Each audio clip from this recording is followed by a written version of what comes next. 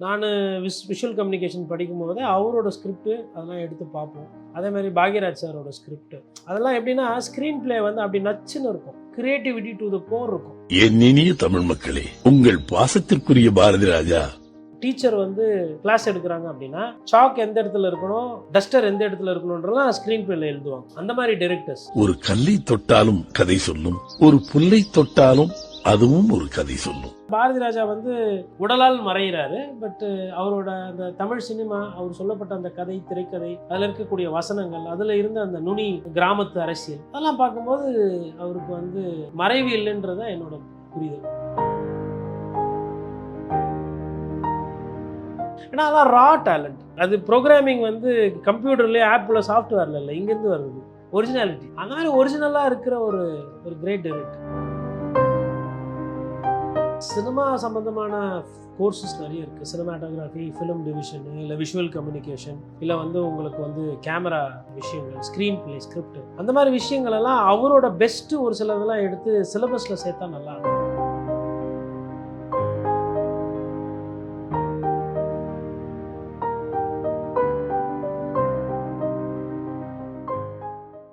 ஆச்சி மசாலா, எந்த சமையலும் ருசி தேடும் ரகசியம் 20 ரூபாய். இன்னைக்கு தமிழ் சினிமாவுடைய இயக்குனர் இமயம் பாரதி ராஜா அவர்களோட வந்து இறப்பு அப்படின்றது நடந்திருக்க காலையில. ஸோ இந்த விஷயத்தை நீங்க எப்படி பாக்குறீங்க? அரசு மரியாதையுடன் உடல் தகனம் செய்யப்படும் அப்படின்ற மாதிரி சொல்லியிருக்காங்க. அரசுக்கு அது நன்றி. ஏன்னா அந்த தமிழ் சினிமாவில் வந்துட்டு ஒரு சில விஷயங்கள், கிராமிய கதைகள், மக்கள் பிரச்சனை, வாழ்வாதாரத்தெல்லாம் ஒட்டி நிறைய படங்கள் இருக்கும். காதல் ஒரு படத்தில் வந்து போனாலும் அதை தாண்டி அந்த சென்டிமெண்ட் இருக்கும். இப்போ கிழக்கு சீமையில படம் பார்த்த மாதிரி இருக்கும் அவரோட நிறைய படம் பார்த்தா. ஒரு ஒரு ஒரு குடும்பம் எப்படி இருக்கணும், எது செய்யணும், எது செய்யக்கூடாதுன்ற மாதிரிலாம் இருக்கும். அதுதான் இயக்குனர் இமயம் சொல்லுவாங்க அவரை. அதனால் கேப்டன் ஆஃப் த ஷிப்புன்ற மாதிரியும் அவருக்கு நிறைய நேரத்தில் அவர் சொல்லுவாங்க பாரதி ராஜா. நான் விஷுவல் கம்யூனிகேஷன் படிக்கும்போது அவரோட ஸ்கிரிப்ட் அதெல்லாம் எடுத்து பார்ப்போம். அதே மாதிரி பாக்யராஜ் சாரோட ஸ்கிரிப்ட் அதெல்லாம் எப்படின்னா ஸ்க்ரீன் பிளே வந்து அப்படி நச்சுன்னு இருக்கும். கிரியேட்டிவிட்டி டு த கோர் இருக்கும். ஒரு ஒரு ஒரு சாங்கோ இல்லை ஒரு சண்டைனா அதில் பேக்ரவுண்டில் என்ன இருக்கணும், ஃபஸ்ட் பேக்ரவுண்டுனா, செகண்ட் பேக்ரவுண்ட்னா, இந்த பொசிஷனில் கேமரா இருக்கணும், இப்படின்னு இருக்கணும். இப்போது உதாரணத்துக்கு ஒரு டீச்சர் வந்து கிளாஸ் எடுக்கிறாங்க அப்படின்னா சாக் எந்த இடத்துல இருக்கணும், டஸ்டர் எந்த இடத்துல இருக்கணுன்றலாம் ஸ்க்ரீன் பிளேல எழுதுவாங்க. அந்த மாதிரி டைரக்டர்ஸ். இப்போது ஐயா ஆர் சுந்தரராஜன் எப்படின்னு பார்த்தீங்கன்னா அந்த ரிக்ஷா மாமன் படம் எடுத்திருப்பார். அவர் எப்படின்னு பார்த்தா யதார்த்தமாக எதுவும் யோசிக்க மாட்டார், திங்க் பண்ண மாட்டார். அதாவது நமக்கு தெரியாது, மேபி மண்டைக்குள்ளே இருந்திருக்கும், அதெல்லாம் யோசிச்சிருப்பார் முன்னாள் நைட்டு. அங்கே வந்துட்டு லைவாக போவார், லைவாக போனால் சூப்பர் ஹிட்டு. அது அவர் ஸ்டைலு. இவங்களது எப்படின்னா இதுதான் முறை, இப்படி தான் பண்ணணும், இப்படி தான் இருக்கணும், அந்த டிசிப்ளின் இருக்கணும் அப்படின்ற மாதிரி இந்த ஸ்கிரிப்ட் ரைட்டிங், ஸ்க்ரீன் பிளேயில் ரொம்ப கவனமாக இருப்பாங்க. கேரக்டரை மெருகேற்றுறதுல ஐயா பாரதி ராஜாவை நீங்கள் அடிச்சிக்கவே முடியாது. கேரக்டர்னால் அந்த கேரக்டர் இப்படி இருக்கணும், முரடனாக இருப்பான், இந்த முரடனுக்குள்ளே ஒரு ஈரத்தை வச்சு காட்டுவார். ஒருத்தர் வந்து பார்த்தா பேக்கு மாதிரி இருப்பாப்புல, திடீர்னு கடைசியில் வந்து கோவம் வந்து தூக்கி போட்டு போகிறவங்கலாம் போட்டு அதர்மத்தை எடுத்து தூக்கி போட்டு மெரிக்கிற மாதிரி ஒரு கேரக்டரை டெவலப் பண்ணுவார். அதெல்லாம் வந்து கிரேட் டைரக்டர். நிறைய அவரோட படங்கள்லாம் வந்து படிக்கிற காலத்தில் அதெல்லாம் வந்து பாட புஸ்தகத்துலலாம் பார்த்துருக்குறோம் விஷுவல் கம்யூனிகேஷன். அதனால் அந்த ஒரு இயக்குனர் இன்னைக்கு தவறிட்டார் அப்படின்னும்போது ஓகே, மேபி அவர் சொல்லி கொடுத்த அவரோட அசிஸ்டன்ட் டைரக்டர்ஸ் ஒர்க் பண்ணியிருப்பாங்க, அவர்கிட்ட இருந்து டைரக்டராக வந்திருப்பாங்க. அவரோட பேரும் பெருமையும் புகழும் வந்து இனிமேல்ட்டு அவங்க அதை தூக்கி பிடிச்சி கொண்டு போவாங்க.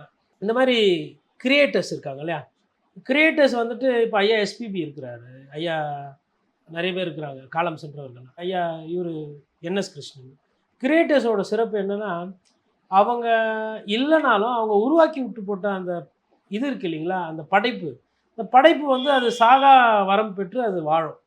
அந்த ஒரு இது இருக்குது. அதனால் ஐயா பாரதி ராஜா வந்து உடலால் மறைகிறாரு. பட்டு அவரோட அந்த தமிழ் சினிமா, அவர் சொல்லப்பட்ட அந்த கதை, திரைக்கதை, அதில் இருக்கக்கூடிய வசனங்கள், அதில் இருந்த அந்த நுனி கிராமத்து அரசியல் அதெல்லாம் பார்க்கும்போது அவருக்கு வந்து மறைவு இல்லைன்றதான் என்னோட புரிதல்.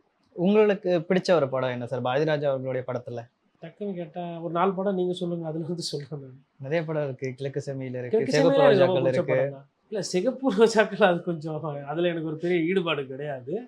பட் கிழக்கு சீமையிலே ஒரு நல்ல சப்ஜெக்ட். 16 வயதில் இல்லை பரட்ட கேரக்டர் பிச்சு எடுத்திருப்பார் ரஜினி சார். அதே மாதிரி அதில் 16 வயதுல அந்த டாக்டர் அவருமே வந்து ரொம்ப அதாவது கெட்டவன் எவ்வளோ கேவலமாக இருப்பான் அப்படின்றத அவர் நடிச்சு காட்டியிருப்பார், நடித்திருப்பார் அந்த கதாபாத்திரத்தில். பட் கூட்டி கழிச்சு பார்க்கும்போது கிழக்கு சீமையில் ஒரு அருமையான, அதில் என்னென்னா ஒரு ஒரு கண்மாயி, ஒரு கிராமம் எப்படி இருக்கும், ஒரு ஆலமரம் எப்படி இருக்கும், ஒரு சண்டை சேவல் பிரச்சனை தப்பாகி போச்சுன்னா ஊரில் எப்படி போகும், மாமன் மச்சாங்க ஒன்றா இருந்தாலும் சுற்றி இருக்கிறவங்க பங்காளிங்க எப்படி எதனா விஷமத்தை ஏற்றுவாங்க அப்படின்றதெல்லாம் ஒரு ஒரு வாழ்வியல் ரீதியாக காட்டியிருப்பார். அதேமாதிரி அந்த அண்ணன் தங்கச்சி பாசம்லாம் வந்து 2 பேரும் போட்டி போட்டு பிச்சு எடுத்திருப்பாங்க. ராதிகா அவர்களும் இவர் விஜயகுமார் சார். விஜயகுமார்.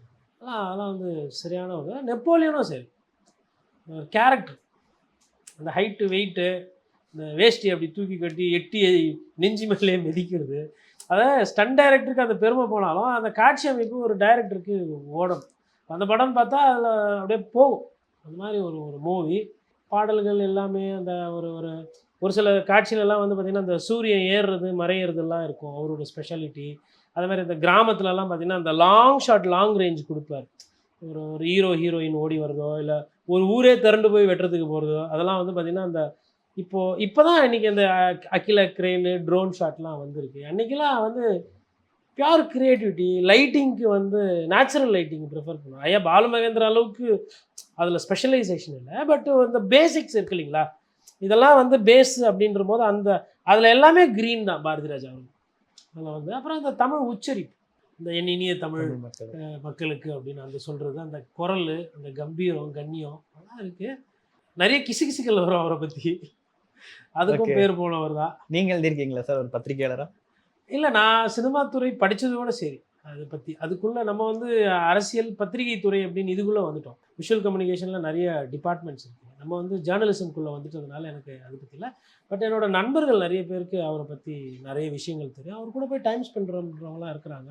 ஏன்னா அதான் ரா டேலண்ட். அது வந்து எப்படின்னா உங்களுக்கு வந்து அது ப்ரோக்ராமிங் வந்து கம்ப்யூட்டர்லேயே ஆப்பில் சாஃப்ட்வேரில் இல்லை, இங்கேருந்து வருது ஒரிஜினாலிட்டி.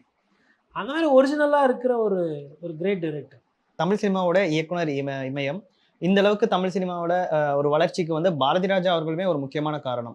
தமிழ் சினிமாவில் சொல்லக்கூடிய ஒரு டைரக்டர்ல கண்டிப்பாக அவரும் இருப்பார். அவரை நம்ம தமிழ் சினிமாவும் சரி, தமிழ் மக்களும் சரி, இனி எந்த விதத்தில் நினைவு கூறலாம் அப்படிங்கிற உங்கள் ஐடியா தான் இருக்கா? அதாவது சினிமா சம்மந்தமான கோர்சஸ் நிறைய இருக்குது. சினிமாட்டோகிராஃபி, ஃபிலிம் டிவிஷனு, இல்லை விஷுவல் கம்யூனிகேஷன், இல்லை வந்து உங்களுக்கு வந்து கேமரா விஷயங்கள், ஸ்க்ரீன் பிளே, ஸ்கிரிப்ட், அந்த மாதிரி விஷயங்களெல்லாம் அவரோட பெஸ்ட்டு ஒரு சிலதெல்லாம் எடுத்து சிலபஸில் சேர்த்தா நல்லாயிருக்கும். பாட புஸ்தகத்தில் கொண்டு வரது நல்லாயிருக்கும். பட் ஜென்ரல் படிப்பில் சேர்க்க முடியாது. சினிமான்றது வந்து வாழ்க்கையில் அது ஒரு ஒரு சின்ன ஒரு பொழுதுபோக்கு தான். இப்போது நம்மாழ்வார் தாத்தா ஒரு விஷயம் பண்ணியிருக்காருன்னா அதை பாட புஸ்தகத்தில் எடுத்துகிட்டு போகணுன்னு நான் பேசுவேன். இதே ஐயா அப்துல் கலாம் சொல்லப்பட்ட ஒரு சில விஷயங்கள்லாம் வந்து தமிழக பள்ளி கல்லூரி பள்ளியில் படிக்கிற மாணவர்களுக்கு பாட புஸ்தகத்தில் தான். ஐயா பாரதி ராஜா வந்து ஸ்பெஷலைசேஷன். ஸோ அதை வந்து ஒரு இப்போ டாக்டர் இருப்பார், அவர் பண்ணதை வந்து மெடிசனுக்கு தான் நீங்கள் கொடுக்க முடியும், காமனாக எடுக்க முடியாது. அது மாதிரி இவரை வந்து அந்த மாதிரி விஷயங்கள் கொண்டு வரலாம். அப்புறமா வந்து அவருக்கு வந்து ஒரு ஒரு ஒரு விழா கூட எடுக்கலாம், ஒன்றும் தப்பு கிடையாது, ஒரு நினைவேந்தல் விழா. அப்போது நலிந்த இயக்குனர்கள் இல்லை நல்ல படங்கிடம் யாருன்னா நடிச்சிருப்பாங்க, அவங்க இன்றைக்கி மோசமான ஒரு சூழ்நிலையில் இருப்பாங்க அப்படின்னா அதுக்கு வந்து அரசு கலைத்துறை சார்பாக வந்து அவங்களுக்கு அவர் பேரில் வந்து ஒரு பண உதவித்தொகை, மேபி ஒரு ஒரு ஒரு 20 டைரக்டர் நல்லா இருந்தவங்க, நல்லா வாழ்ந்தவங்க, இன்றைக்கி பட வாய்ப்பு இல்லாமல் கஷ்டத்தில் இருக்கிறாங்கன்னா அந்த மாதிரி ஆட்களை தேடி கண்டுபிடிச்சி ஒரு ஒரு நிதித்தொகை, மேபி ஒருத்தருக்கு ஒரு 5 லட்சம் 10 லட்சம் பாரதி ராஜா பேரில். அதாவது ஒருத்தர் இறந்தாலும் மறைந்தாலும் இவர் போல் யார் என்று பேர் சொல்ல வேணும்னு புரட்சித் தலைவர் எம்ஜிஆர் அவர் ஒரு சில விஷயங்கள்லாம் கோடிட்டு காட்டுவாங்க. அது மாதிரி பாரதி ராஜா அவர்கள் பேரில் ஒரு அவார்டோ, இல்லை அவர் அந்த ஃபஸ்ட் வருஷம் நினைவில் அந்த சினிமா துறையில் யாரெல்லாம் ஏழ்மையாக இருக்காங்களோ அதை அடையாளம், அதில் அந்த அரசியல்லாம் பார்க்கக்கூடாது, இந்த கட்சியெல்லாம் பார்க்கக்கூடாது. உண்மையிலே அந்த துறைக்கு அதெல்லாம் செஞ்சுருப்பாங்க. அதில் ஒரு 10 பேர் இல்லை ஒரு 20 பேர் தேர்ந்தெடுத்து அவங்களுக்கு வந்து மேபி ஒரு முதலமைச்சர் ஒரு ஒரு ஒரு விழா மாதிரி எடுத்து பண்ணுறாங்கன்னா நல்லாயிருக்கும். இன்னொன்று கேட்டால் அதை வந்து ஒரு நிகழ்ச்சியாக நடத்தி அதுக்கு டிக்கெட்டு கூட கொஞ்சம் விற்று அந்த காசை எடுத்து கூட அந்த சினிமா துறையில் யாருக்கு எதனா நல்லது செய்யணும், இல்லை ஏழை பாழிகள், இல்லை இந்த டிஃப்ரெண்ட்லி ஏபிள்டுலாம் இருக்கிறாங்க, இந்த அதாவதுங்க ஒரு ஒரு நிகழ்ச்சி செய்கிறீங்கன்னா அந்த நிகழ்ச்சிக்கு இப்போ இன்றைக்கி தேதியில் விஜய் சார் வந்து முதலமைச்சரை தாண்டி கால் ஷீட்டு தான் அது கதை. இப்போ அவர் ஒரு ஃபங்க்ஷனுக்கு பாரதி ராஜாவுக்கு வராங்கன்னா கண்டிப்பாக அது வந்து லைவ் டெலிகாஸ்ட்லாம் பண்ணும். அதை வந்து சினிமா துறையில் அந்த பெப்சிலாம் இருக்காங்க இல்லையா, அந்த மாதிரி இல்லை தென்னிந்திய நடிகர் சங்கம் அந்த அவங்கக்கிட்ட கொடுத்துடணும். அவங்கக்கிட்ட கொடுத்துட்டு அதில் ஒரு ஃபண்டை ரைஸ் பண்ணி அந்த ஃபண்டு வந்து அது திருப்பி இது பண்ணிவிட்டு அரசு சார்பாக நான் சொன்ன மாதிரி இந்த இயக்குநர்களுக்கு மேபி ஒரு பொற்குழி மாதிரி ஒரு அமௌண்ட் கொடுத்துட்டு அது மாதிரி பண்ணி அந்த காசை வந்து ஆக்கப்பூர்வமாக சமுதாயத்துக்கு செஞ்சால் கூட நல்லாயிருக்கும். அதாவது அவரையே மறக்கக்கூடாது. மேபி அப்புறம் அவரை பற்றி ஒரு புஸ்தகம் யாருன்னா கூட ஒரு வெளியிடலாம். அந்த புஸ்தகத்துக்கு வந்து மேபி ஒரு அரசு உடைமையாக ஆக்கிக்கலாம் அந்த புஸ்தகத்தை. பாரதி ராஜா என்னெல்லாம் பண்ணார், எப்படி இருந்தது, என்ன ஏது அப்படின்ற மாதிரி அந்த புஸ்தகம் லைப்ரரிக்கு கொடுக்கலாம். இந்த மாதிரி ஒரு ஆக்கப்பூர்வமான படைப்புகள் பண்ணணும். ஏன்னா அவரோட ரசிகர்கள் அவருக்குன்னு ஒரு இது இருக்குது. அந்த லெகசியை காப்பாற்றுறதுக்கு, அந்த லெகசியை போற்றுதலுக்கு ஒரு நிகழ்ச்சி, அந்த நிகழ்ச்சி மூலிமா ஒரு 10 பேருக்கு வேலை வாய்ப்பு, அந்த நிகழ்ச்சி மூலிமா ஒரு 10 பேருக்கு வாழ்வாதாரம், அந்த நிகழ்ச்சி மூலிமா ஒரு 10 பேருக்கு வந்து ஒரு புரிதல், அவேர்னஸ் நிறைய பண்ணாங்கன்னா அது சிறப்பாக இருக்கும் சார். நன்றி. நன்றி.